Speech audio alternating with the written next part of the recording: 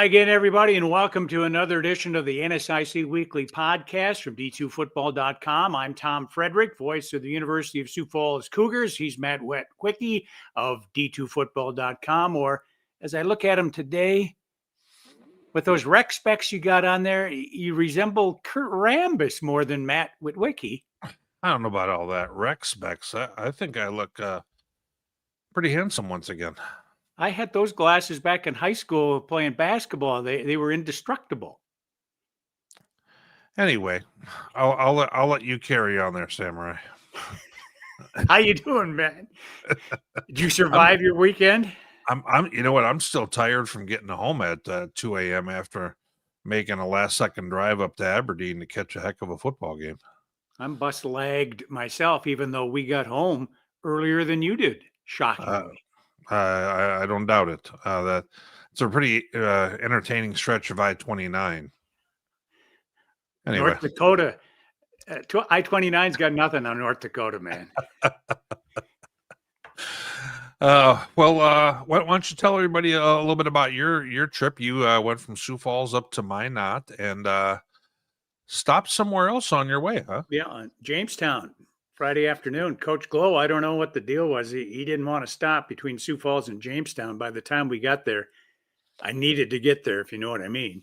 But this is a great facility, and the team did a workout there, had some lunch while we were there, and then another 2.5, 3 hours later, voila, we were in Minot. Here we have Herb Parker Stadium. Look at you with your picture taking and all this kind of stuff. You're learning how to take pictures, left to right, not straight up and down. I like it. You see the press box there with the white on the left-hand side? Those are the blinds. We dropped the blinds because the sun was beating down into the assistant coach's office where they... Kind of hard to call a game that way, isn't it? Yeah, well, we did finally raise the blinds during the pregame, so we didn't feel like we were in a secluded booth, if you know what I mean. Yeah, fair. I think I do. And I always love when you capture all these photos here. Give the fans who don't get a chance to kind of see different places in the league a little bit more about what all those places look like. The way the sun was hitting there, Witt.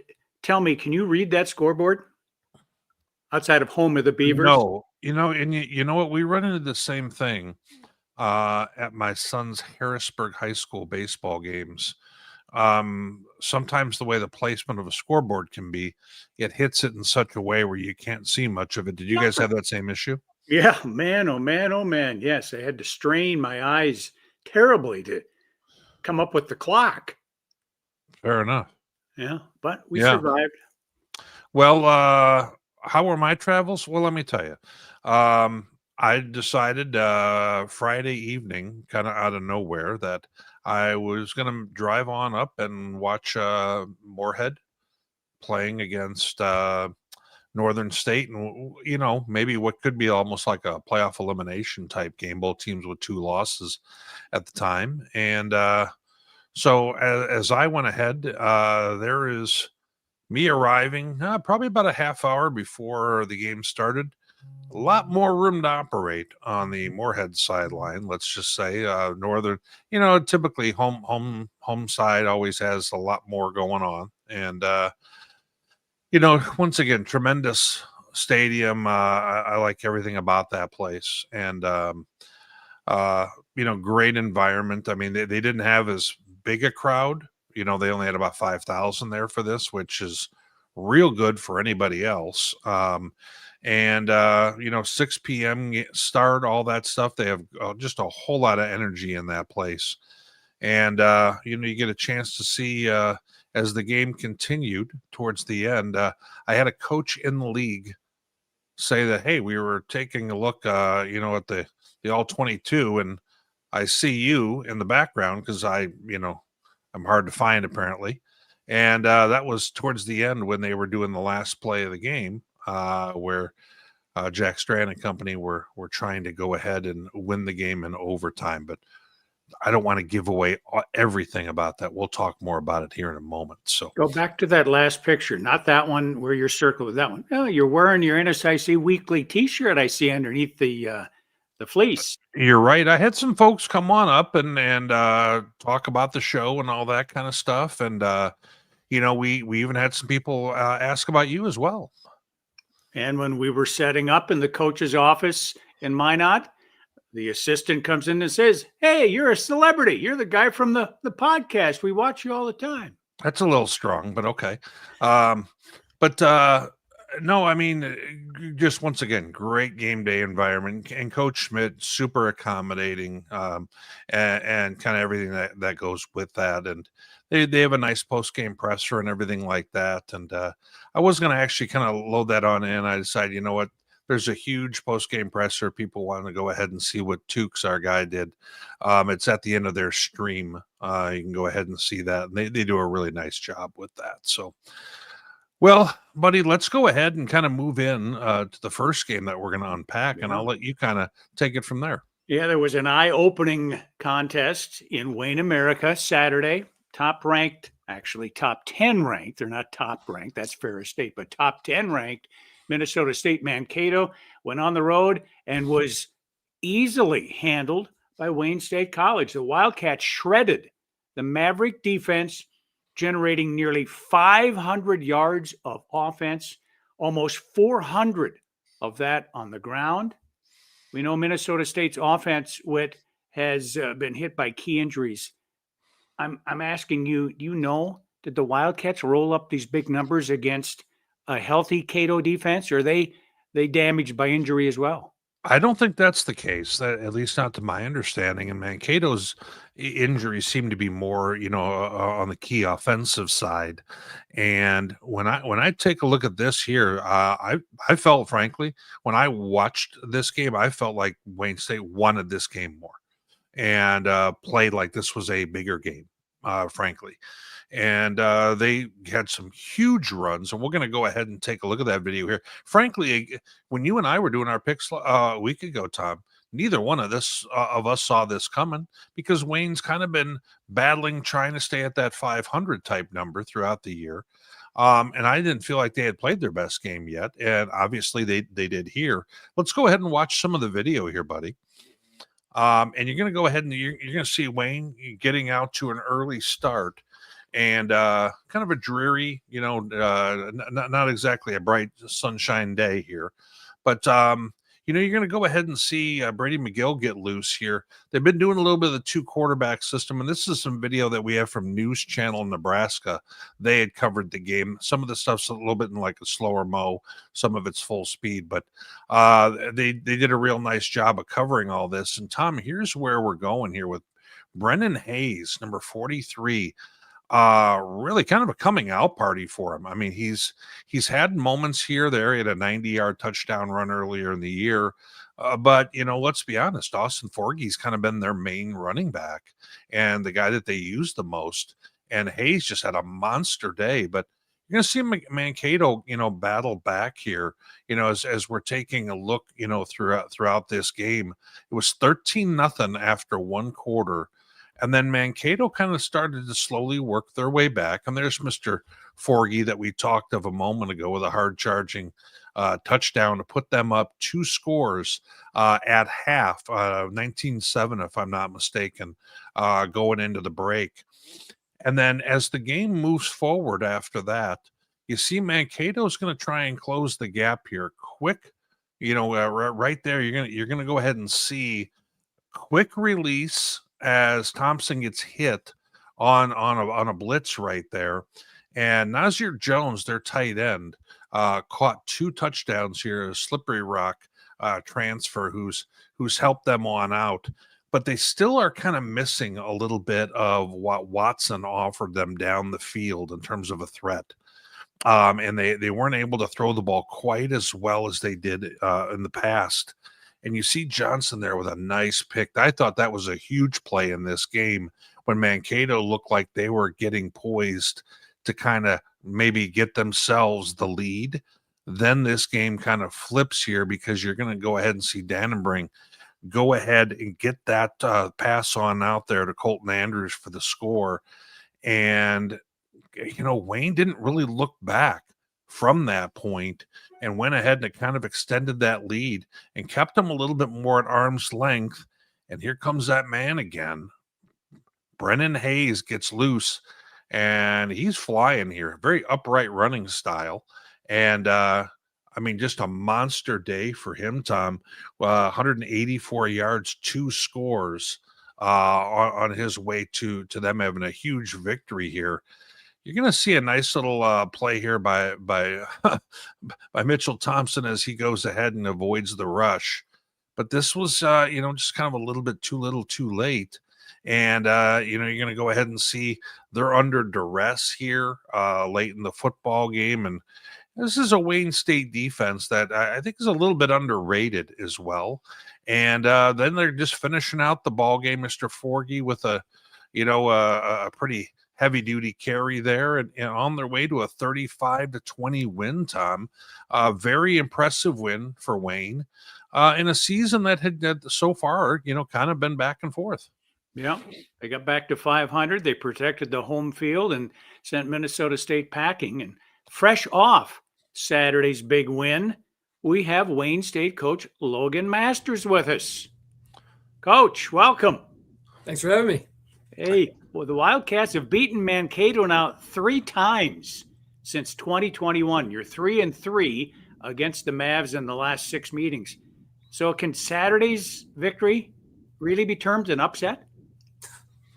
The way we've been playing, being a roller coaster, probably. But I don't know. There's been flashes all year that we've shown signs that we can be a good team. It's just we're extremely young, and we had a lot of turnover in staff too. So I probably, as a young head coach, probably messed up and took some things for granted, losing like 26 seniors that we lost last year, and then losing half our staff to Northwest Missouri State. It just things I could have did better, and so just we've been constantly learning, getting better, and we played well. And I've been joking and probably shouldn't, but we've been like your favorite charity. Instead of giving away trips to Disney World and Disneyland, we've been giving away football games, and so we didn't do that. We played football, nothing spectacular. We tackled pretty well. We blocked. We protected the football, no silly penalties, and it gives you a chance against these good teams.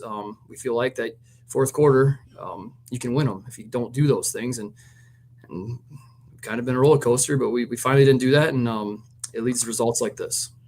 The only team this year with more rushing attempts in the league, Coach, is Minot. When did you decide that running the ball was what the Wildcats did best offensively? Well, we knew our backs are pretty good. We got a little banged up at quarterback and first-year starters, so a little bit to try and get them in a rhythm in the game and things like that. But also, about the only seniors on our offense are 3 senior linemen that start for us, and they've played a lot of football, and we think they're pretty good. So, again, young coaching mistake. Probably should have went to that a little bit earlier in the season to get our offense in a groove and in a rhythm. And I guess results speak for itself. We've been able to run the ball pretty well, but again, it's quarterbacks making good decisions, when to hand it off, when to throw it.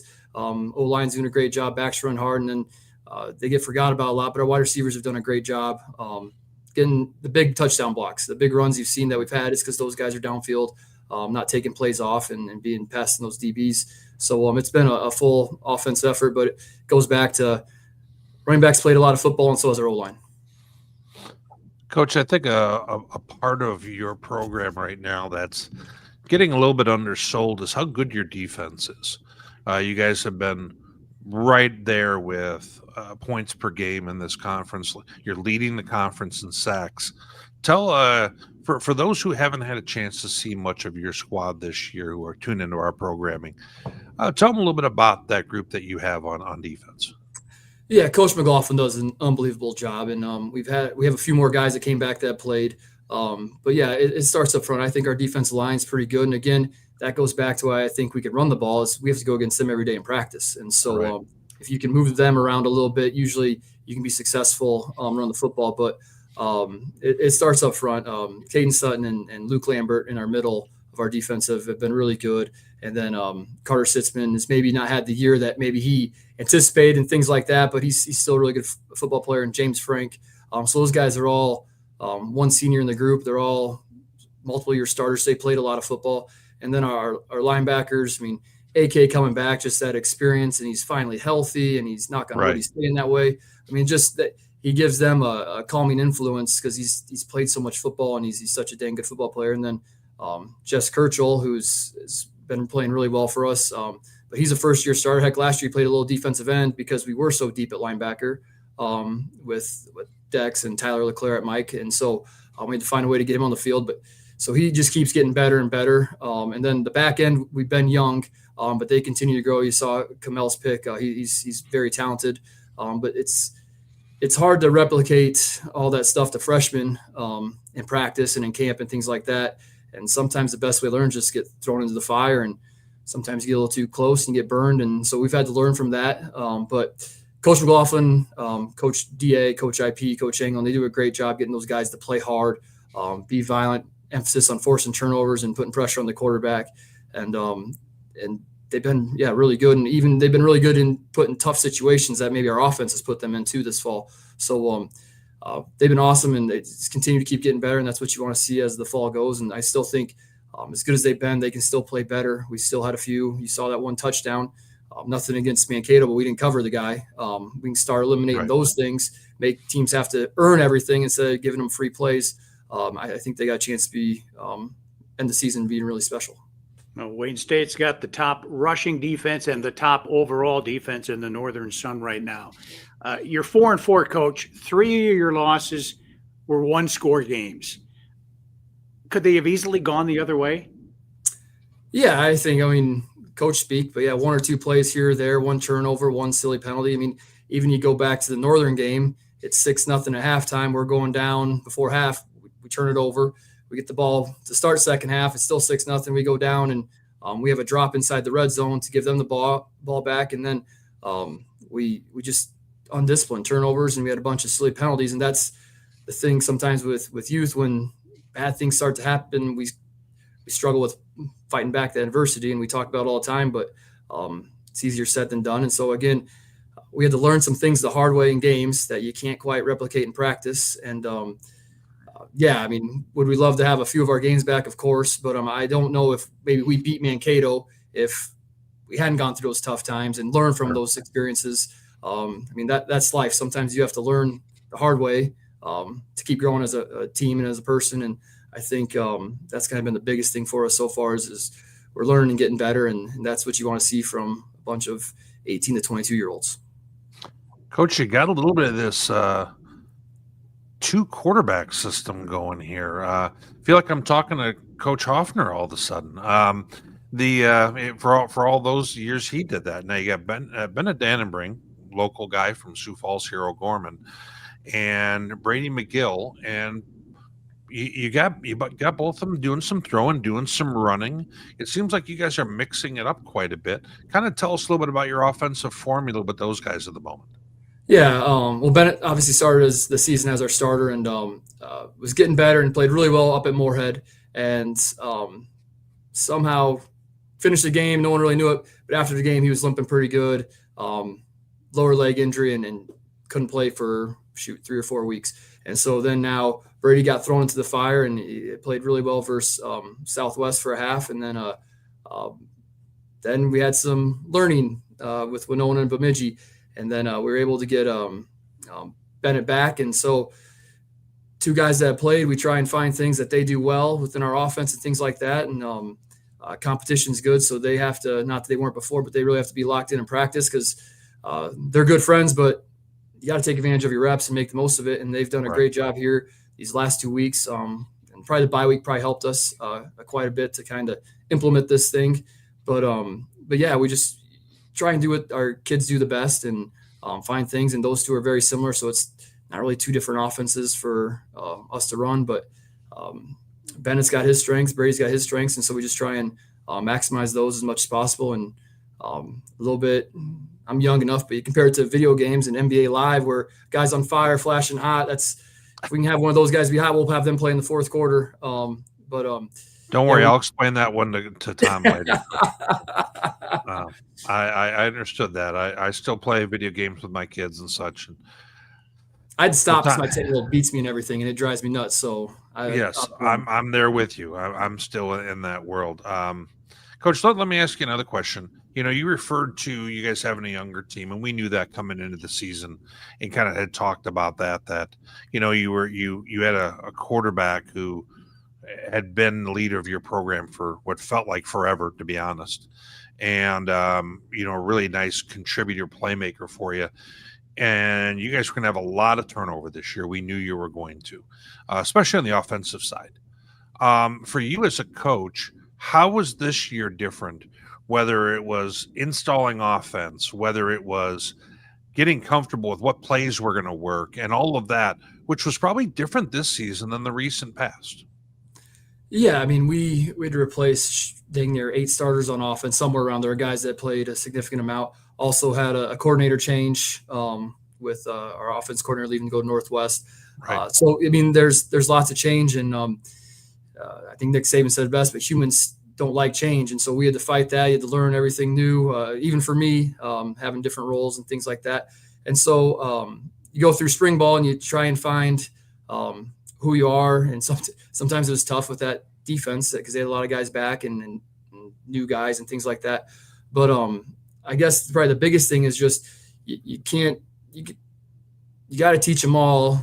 They don't know as much as you think they do. We love the sports, and it's what we've been doing for forever. So you take some things for granted. Well, when you get young guys, like just a little thing, we had to go over how we travel when we went to Northern. Sure. Just like little things like that, because you lost dang near probably 30 guys with the 26 seniors, couple guys transferred out. I mean, that's over half your travel party, and the rest now are first-time travelers. And so just little things like that. It sounds crazy maybe to most people, but we had to teach them everything, and no detail was too small. And again, I think that's why you're seeing growth from us, and hopefully we can continue to get better as the fall goes. But yeah, I mean, first game we threw it quite a bit. Second game we ran it, and then third game we just, with new guys, you just constantly learning. So Sure. Same with me. I mean, I think I've done a better job here towards the middle part of the season than I was doing at the beginning, just because I probably took a few too many things for granted with this team, just having so many guys that have been around here that started for us for 4 years. I mean, it's a luxury, Yeah. but it made me maybe a hair lazy, and so I had to fix that myself. So coming off the big win over Mankato, you now go to Concordia St. Paul, a 1-win ball club. Any hesitation in your mind about a drop-off, overlooking these Golden Bears? No, I mean, I think the thing that's helped us get out of our little rut is we just show up every day to practice, and it doesn't really matter who you play. We just got to worry about ourselves being a little bit better, being the best version of ourselves, keep growing. Because we've shown doesn't matter who we play. When we play well, we have success. When we don't play well and don't do what we're supposed to do and things like that, it doesn't matter who we play. It doesn't go the way we like it. And so that's been the message. I mean, we're going to find out Saturday. Now we got a couple of days to keep working, but today's practice was good. We're locked in, and I think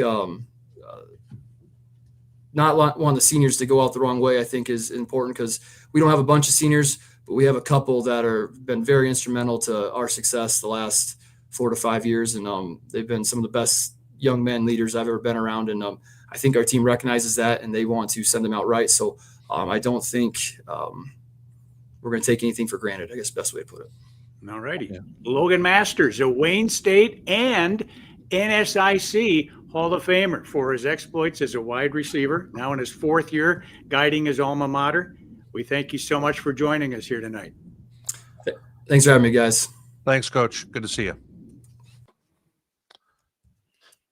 Always accommodating. I hit Coach up earlier today, and he said absolutely he would come on. So great to see him once again and get a chat with him. And a huge win right there for his ball club, buddy.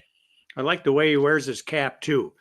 Curved bills. I hate those flat brimmed caps. You know what I mean? People in the comments are going to come after you for that. I'm just waiting for it.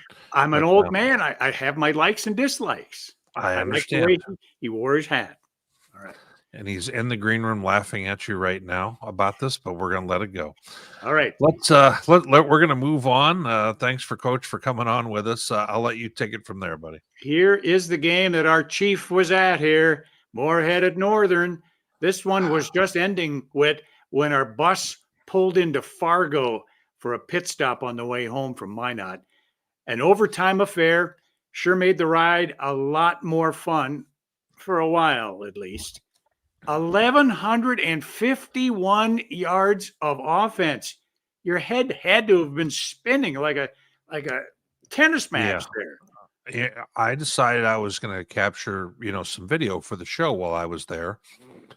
It seems like a good idea, and until you realize that you're walking back and forth, because there wasn't a lot of punts. Matter of fact, I'm not sure how many there was. I'm not sure if there was any. Now I think about it, and it was just kind of me trying to stay out ahead of the action. So my feet were a little sore the next day. I'll be real frank with you. So, but it was kind of a chilly-ish, but not too bad a night.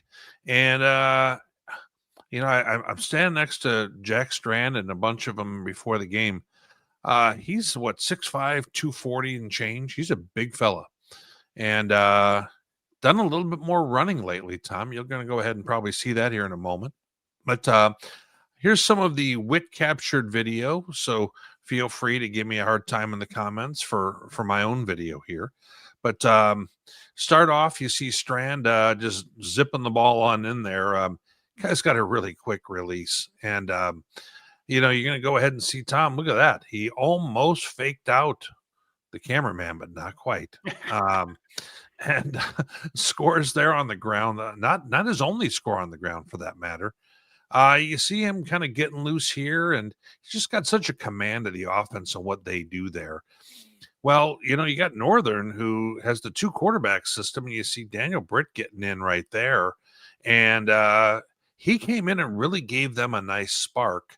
And, you're going to go ahead and you see the way they're able to mix things up so nicely offensively, Tom, whether it's the run game and, hitting you with wide block. And then they are able to go ahead and stretch the field in the pass game. And you see Mr. Strand there. I didn't know he had that acceleration, but he did. And he scores again. And, they started to slowly get out ahead in this one, Tom. And he's just finding guys all over the place like it's a video game. I mean, he's to be very frank, Northern's missing 5 or 6 of their best defenders, including Jake Adams, who's out. And you're going to see Mr. Birdsong score there. And Tom, we're going to go to overtime now. Northern State gets the ball first, and White Block barrels on in. They're up 7. So Moorhead's not going to score, right? Right. So Strand and company, he hits Gage Florence, his main guy, who now has, I think, 370 career receptions. Crazy number. And this was the going for 2 to end it. And they throw it, and the ball was open for a score there, Tom. It really was. And the ball just gets batted away at the last moment, and Northern State escapes 49-48 in overtime, which ended up being one heck of a ball game. I thought your video was very good there, and I'm proud of you. At the end, the deflection nearly took your head off, yet the picture didn't go crazy. You know what? I am a true professional in that regard, Tom. I kept sturdy there. I got my head out of the way. It was heading directly for my face on that tip ball. Now, you might want to say, how about a little bit of breakdown on that? Okay, Witt, let's get a little breakdown on that.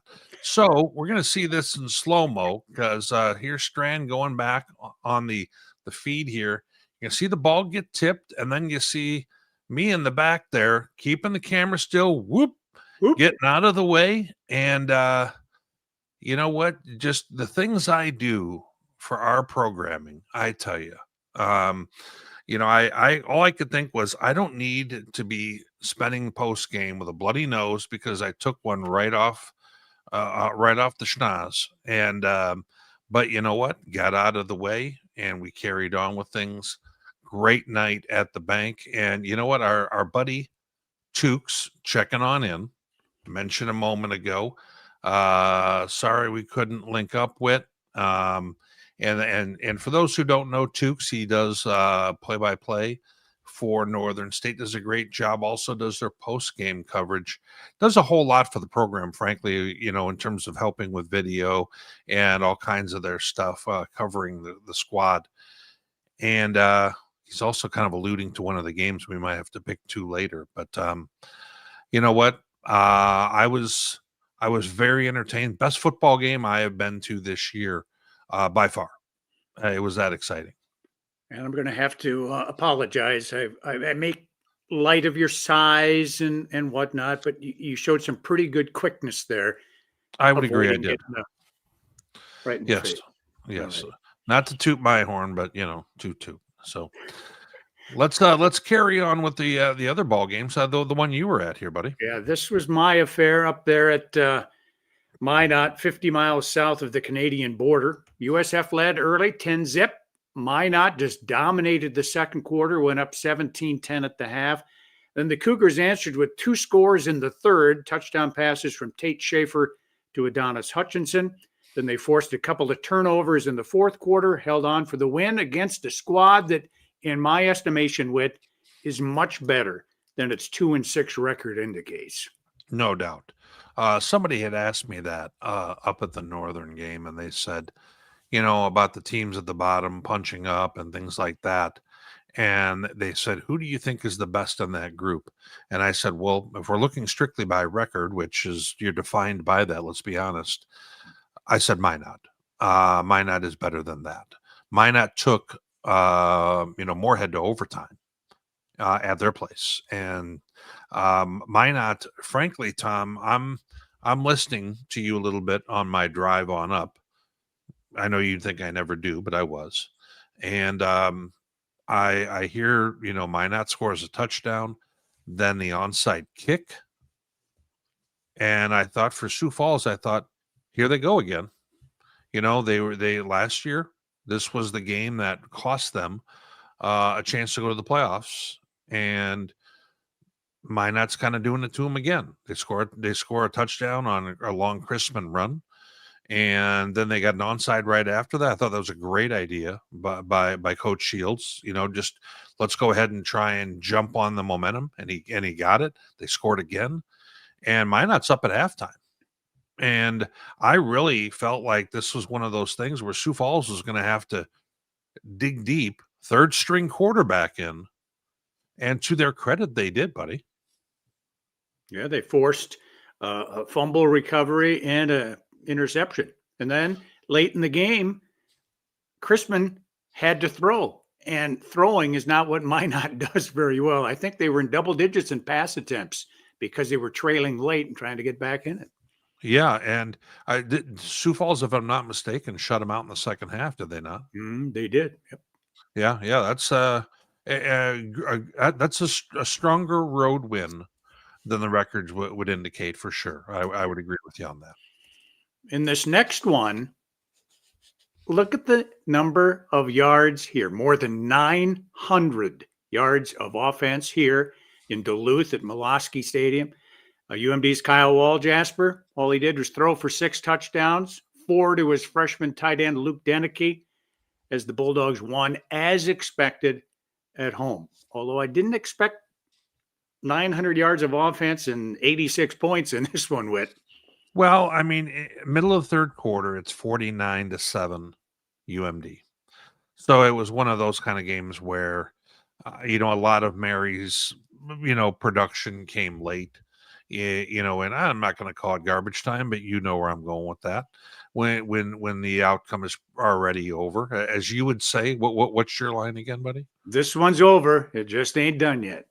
That one right there. So, but Walljasper with an efficient 13 completions for 258 and 6 scores, another 90 yards and 9 carries. And Luke Denicky, oh, by the way, 230 yards and 4 touchdowns. Woof. This you can see why they're the number one, offense in this league, averaging 40 plus a game.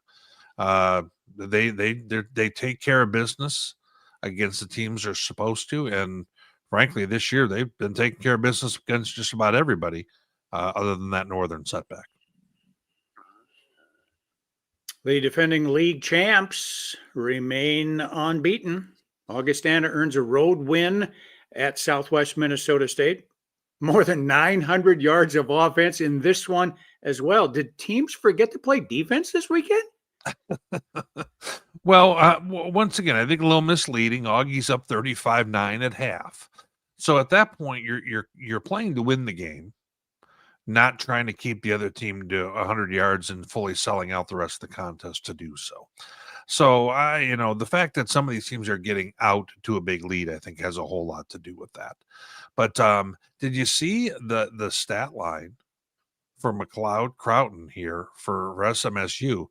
Over 400 yards passing. I don't care what the scenario is. When you're over 400 yards passing, that's showing something. Now, the rushing game was non-existent, but Colin Maher also, he's kind of come on lately. He's having some big games down the stretch here. Now, SMSU still at a 1-7 clip here, and Augie, I think they were able to go ahead and get Rich Lucero Jr.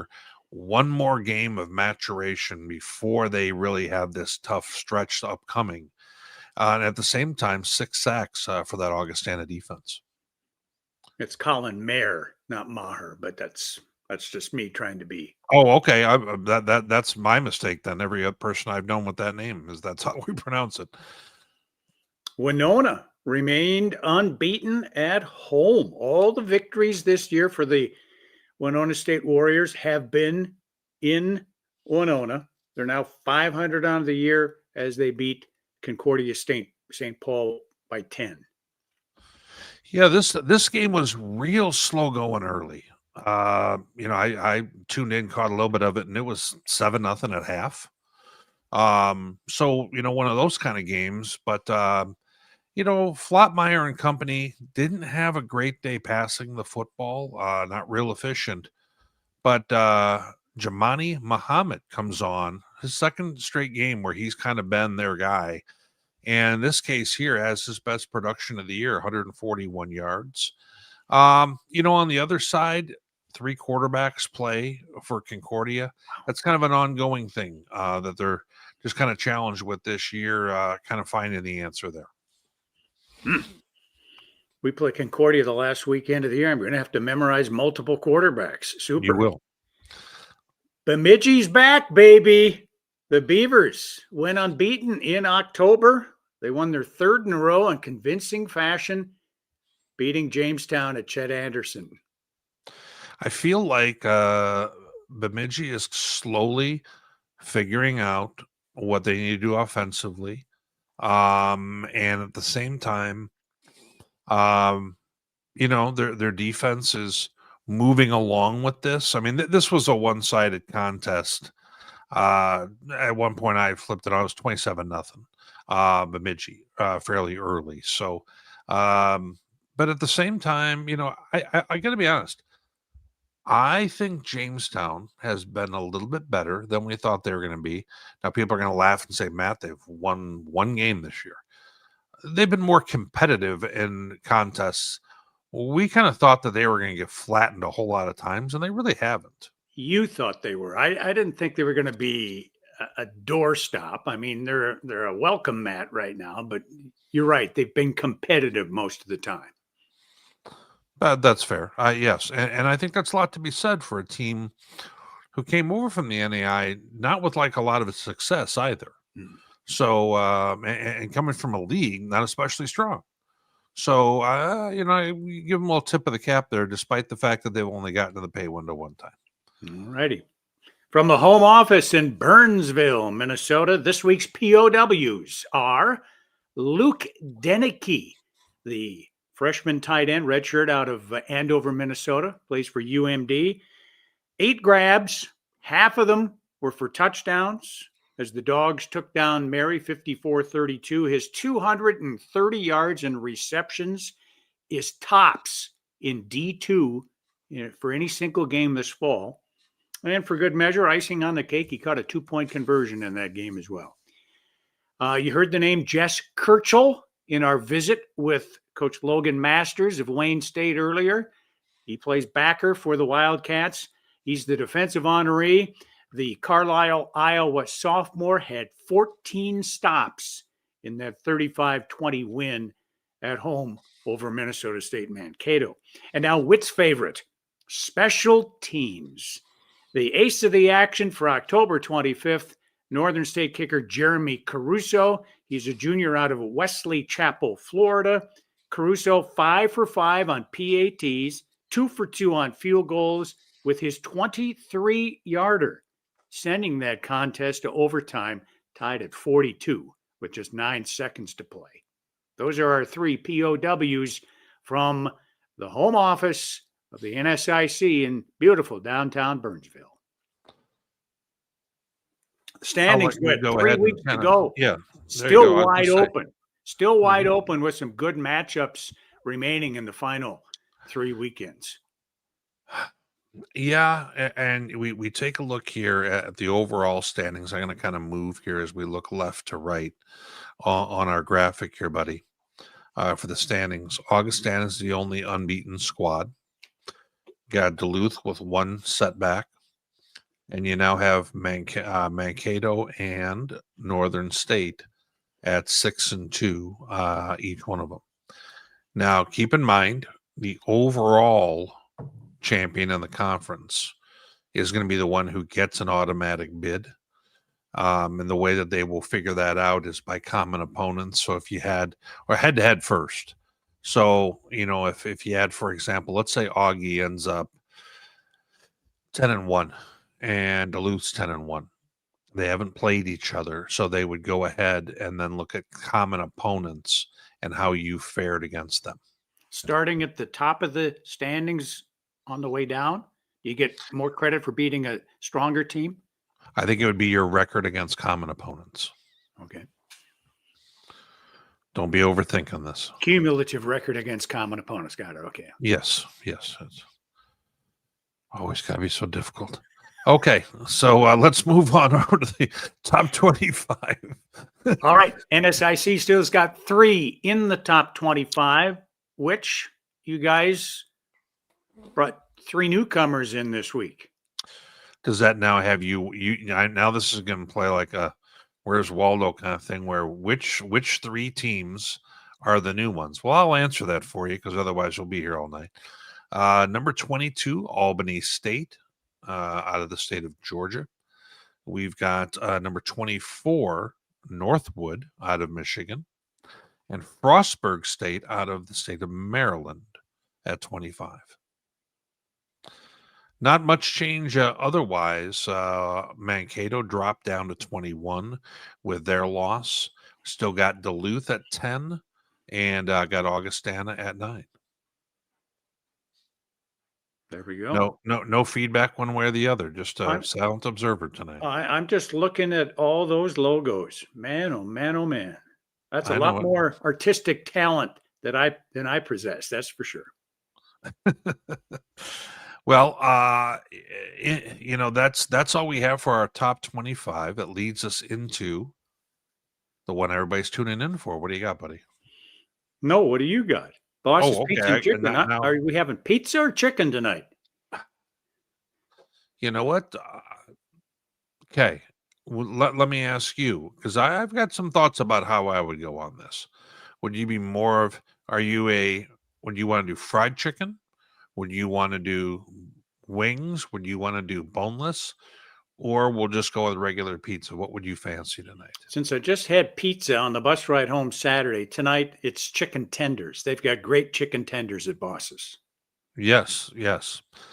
I think I would go for just regular old fried chicken. I'm all about taking the healthiest option. Yeah, right. But I have not had fried chicken at Boss's in a little while. Now that I've said that, I might have to, I got another show here at 8:00 with Dykstra. And by the way, Dykstra chimed in, my MIAA host, and he said, "Will Tom join our show like I join his show each week?"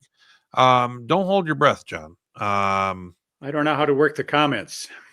It would require going on something like YouTube, or Facebook, and you don't even have Facebook. So what are we talking about?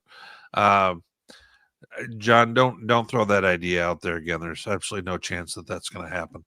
All right, Setting you're getting yourself up right. for letdown. You'd have fried chicken tonight, but tell everybody what you loaded up on at the convenience store for your ride home late Well, Saturday. yes, and I'm sure people will find this fairly entertaining.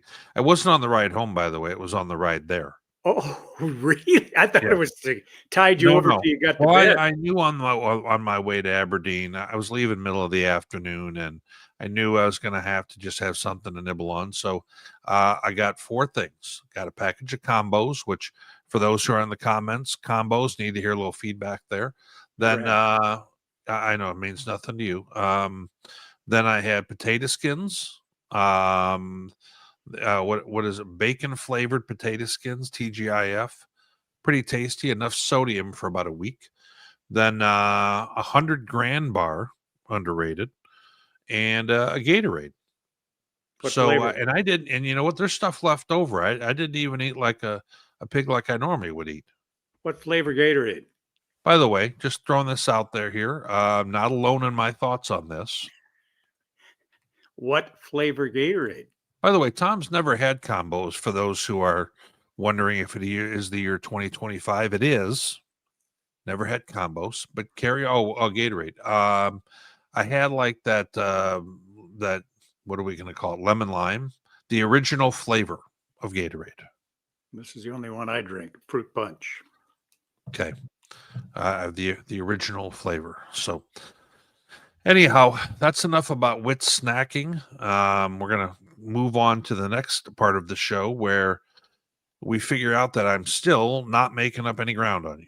Nope, still 2-game lead with 3 weeks left in the regular season. Didn't we have 2 differences last week, or am I just misremembering? Just the one. Okay. Just the one. And And that what was the one? was Mankato at Wayne. You had Wayne? No, we both missed it. Oh, I thought you meant we had. I'm talking about how many games we had different between the No, two of us. It's there a was no competition difference. we're doing here. There was no difference last week. We were mirrored 7 for Gotcha. 7. Well, I'm going to have to start going out on a limb here, apparently. So, and we've got my guy Ferg here from our Sunday evening show cheering you on, which is not okay. I'll take So, all Ferg, the I'll remember moral this. support I can get. Yeah. Picks of the week, Witt. Let's get started. A southern This one will be a Minnesota tough one. A southern Minnesota showdown here between livestock, no less. The Mustangs of SMSU at the Mavericks of Minnesota State Mankato. Mavs are smarting after that loss at Wayne. They allowed 500 yards, if you remember. The Ponies coming off their best offensive performance of the year against Augustana, but no way Minnesota State doesn't win this one. I think this is going to be a pissed off Mavericks team. And I don't. Here? Yes, we can. We didn't even swear. This isn't Pat McAfee. So I think that they are going. This is going to be one of those games that's going to be over, by half, essentially. So we'll see. But I mean, Mankato needs to understand at this point their effort. I didn't feel like it showed up a week ago, and they're going to need to win the trenches. And otherwise, they're going to get themselves in a spot where they're not going to be in potentially for the playoffs. And that would seem wild after beating Northwest to start the year the way they did. Well, the graphic on this next one says it all. Wayne's top-ranked defense going to be too much for Concordia St. Paul in this reporter's estimation. So for those tuning in and wondering, our crack production team coming up with the captions at the top, that's Samurai came up with some of these, and great stuff. We were up all night thinking of that one, apparently. I will take Coach Masters' crew and Wayne to win on the road. All right, 2 for 2 here, Witt. Red Hot Bemidji travels to Moorhead, and Witt came up with the heading on this one. If you go by comparative scores now, Bemidji defeated Northern, which just defeated MSU Moorhead. So you'd think the Beavers should take this one, right? Right? Yes, I'm taking the Beavers. I will pick the Beavers to win their 4th consecutive as well after an 0-5 start. Bloody hell. I mean, the one time I'm going to try and pick the upset here. Oh, my. You know what? If I would have gone the other way, you would have taken the Dragons too. No, I've got it here written down. This is your way of staying ahead the rest of the thing, isn't it? I get to pick second from now on. Okay. Because I'm chasing. All right. But yes, I think Bemidji, with the way they're playing football right now, I don't know if they're the team you want to play in this portion of the year. I really mean that. I've got Bemidji too. I know. This next game, I know it's in North Dakota, not on the shores of Lake Superior, for all you fans of the wreck of the Edmund Fitzgerald. But I think UMD gives the Jimmies their rudest welcome of the NSIC season on Saturday. I think the worst loss they've experienced thus far is 30. Augie beat them 37-7. I think it's more than 30 in favor of UMD on Saturday. I'm not sure if it is on the road here, but I agree with you. It's going to be something very close to that variety. I would agree, yes. All right, this next one. Division leaders showdown in Sioux Falls. I know people think I don't like Augustana. You've let that be known to me, Witt. But I think... I thought I was going to take the heat for you not liking Augustana. Well, you've let me know time and time again that I'm known as Mr. USF. People got to know, though, I married a woman this summer who works at Augustana. Don't be trying to get the heat off yourself. You got the heat. Just deal with it. Okay, all that being said, Northern's won 2 straight big games. Can they make it a third? Or will Augustana's charmed and unbeaten season extend to a 9th week? I've already picked this show on the Sunday night, so you would never know that because you didn't watch it. Right, so I don't know. So you got to pick first. Northern's defense is so beat up, and the Wolves' emotional tank's got to be getting low. Augustana's at home. Augie's my pick.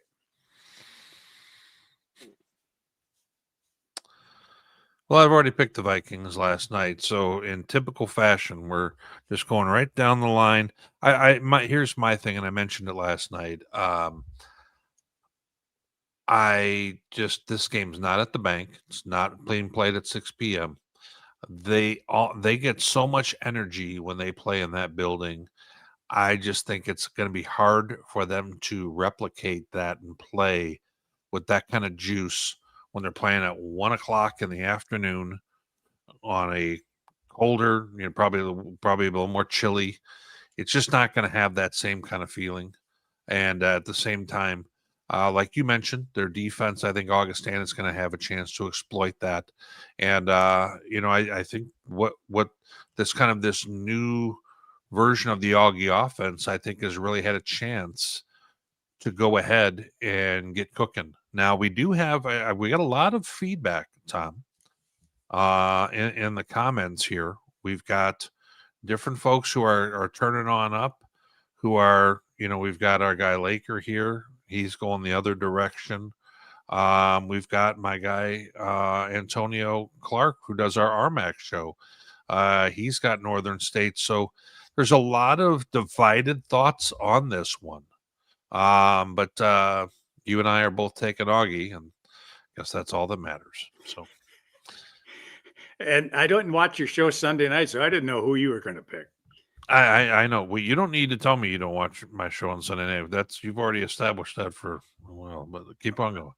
Did you watch last night? So that Steelers uniform. Oh God, was that ugly? I was busy doing a show, by the way. So, well, the game was still on when your show was over. Yes, and I agree. It was hideous. Yeah. Okay. These teams here have not met in 2 years, despite being South Division rivals. That's a head scratcher to me. But they were odd number of teams in the league in 23 and 24. Winona has won 5 of the last 6 in this series. Winona and Mankato, the only schools with winning NSIC records versus Sioux Falls. Cougars have won their last 2 outings. They're going to make it 3 in a row on Saturday. Well, we've got some thoughts from the comments here. People offering input. Thanks, Antonio. We need that. But what's Witt got to say? Put it on the barrel head here, man.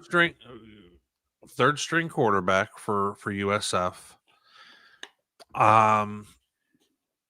He's not playing like a third string quarterback, though. I would agree. Matter of fact, I would contend that he may be better than any third string quarterback in this conference. And I think that Tate Schaefer, very decorated high school quarterback here in the Sioux Falls area, and plays with a poise and an understanding of the position and what they need from it that is not like a backup. And I think this game is going to be very close, but I think Sioux Falls pulls it out in the end. We're 6 for 6, buddy. It's all coming down to game number 7. By the way, great caption on that one. Once again, there we are. And this is Witt's work here. He looked up the rivalry and knew it off the top of my head. What are we talking about? all right. If the Beavers, Witt, can get their ground game going like I think they can, I like their chances. But if Mary can force the Beavers to have to throw like Sioux Falls did late on Saturday, I favor the Marauders. I've been saying for a while, I said it earlier tonight, that Minot plays better than a 2-6 team. I'm going with the Beavers on Saturday. Okay. So plenty of mixed thoughts here in the comments. Our guy Koenig offers Red Beavers. I could really gone either way on this, to be honest, but the fact that you went with the road team here. Mary, the second most prolific passing team in the conference. I feel like Mary at their place, and don't get me wrong, Minot, if Minot can play their game, they win this football game. I mean, I think that I think if I had neutral field, I'm probably picking them. But I'm down a game here. I'm going to take Mary. I took them once earlier in the year. They did me wrong. So, but I'm going to go with them again here because I got to make up because I'm still down, what, 2? 2. Got to take him here. Gonna have to call coach, let him know this is a really important game for the Pick'em. Hashtag build a dam. Build a dam. Waddle. Go Beavers. Yes. Well, what happened today at middle of the afternoon? And actually, you know what? Super Region 3, regional rankings. They're in alphabetical order in case you're scratching your head trying to figure out why Augustana wasn't at the very top with Ferris. But this is what we've got here from the NCAA, straight off a dot matrix printer. You see you got 3 teams out of the 10, Augie, UMD, and Mankato from the NSIC. Any comments about Upper Iowa? Yeah, my jaw just dropped when I saw Upper Iowa in the 10 spot. You got to be kidding me. The Peacocks? Well, they're not in the Northern Sun anymore. And sometimes when you're in another conference, the bar is not set quite as high. And we'll see how they do. They got UND left, and UND will be a healthy favorite in that contest. They did lose to Truman, who's the other team from the GOVC on there. But, I'll give Upper Iowa credit. They have played very well this season. They beat Michigan Tech, who I thought might end up on this list. They've had a nice season. They've only got 2 setbacks in the GLIAC.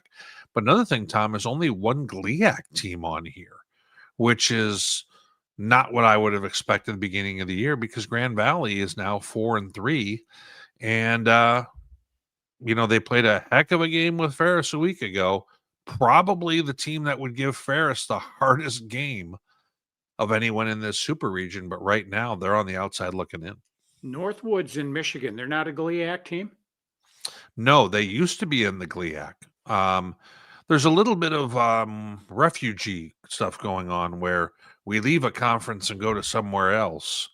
And sometimes it's because maybe more peer institutions in another conference. Sometimes it can be a matter of grass is greener, whatever it may be. But Northwood was in the GLIAC, and now they are in the GMAC. And the GMAC is got Ashland, bunch of Ohio teams. Ashland up at the very top. Findlay, who's unbeaten. And these teams are all going to have to play each other here in the last few weeks. And, you've got Northwood right there as well. So you have 3 conferences, Tom, that have 3 squads each. And then 1 conference out of the 4, Ferris State in the GLIAC, who's just got the 1. Now, I want to emphasize, and I mention this, Tom, every time these things come out. Your resume resets every week. These are not standings, so keep that in mind. Every time it's going to look different that next time, because you've like, for example, Augustana, they're 8-0, but they've got Northern State next. If they win that contest, their strength of schedule is going to go up, and we'll see that when all the true rankings in terms of their order really comes out a week from now. All right. I still don't like this alphabetical for the first week, but it is what it is. It's been that way for several seasons now, and it's just the NCAA's way of doing business. And you know what, our guy Ferg, I want to mention this, mentions the GLIAC has had a lot of defections, and he's right. Let's be honest, it's a tough deal being in a conference with Ferris State and Grand Valley when they've been 2 of the top 3 to 5, whatever you want to call them, programs in Division II. So, all righty. Well, I want to mention one other thing.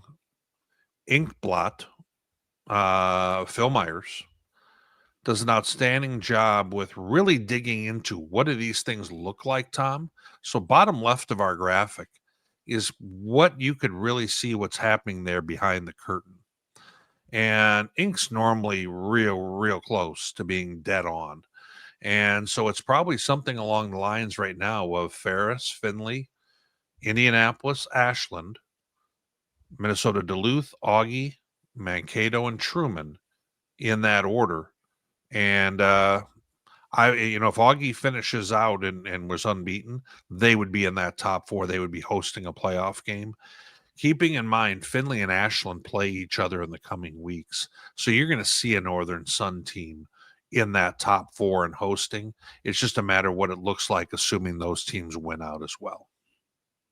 We'll find out about everything come November the 16th when the pairings are announced. Yes, a lot of unpacking, and still a whole lot of big football games, Tom, in that interim. And I always want to recognize the NSIC network for when we get video. Obviously, I came up with some of my own video. Don't have to recognize myself, but then News Channel Nebraska also covered the game for Wayne State and did a nice job of also getting a package of video that we were able to utilize. Tom, one last thing. Make sure if you're not subscribing to our YouTube page, go ahead and do that. Sometimes people even need to create a login for it and stuff. Not that I'm hinting at anything, but too much work. Yes, I understand. So, buddy, any other thoughts or anything before we get offline? Go Blue Jays. Totally agree. And you know what? My son Wyatt is a big Blue Jays fan, loves Bo Bichette, also plays shortstop just like he does. And you know what? I think everyone that I know is cheering for them who pays attention to baseball at all. You got it. All right, Kurt Rambis. We'll see you next week. Okay. Sounds like a plan, buddy. Thank you.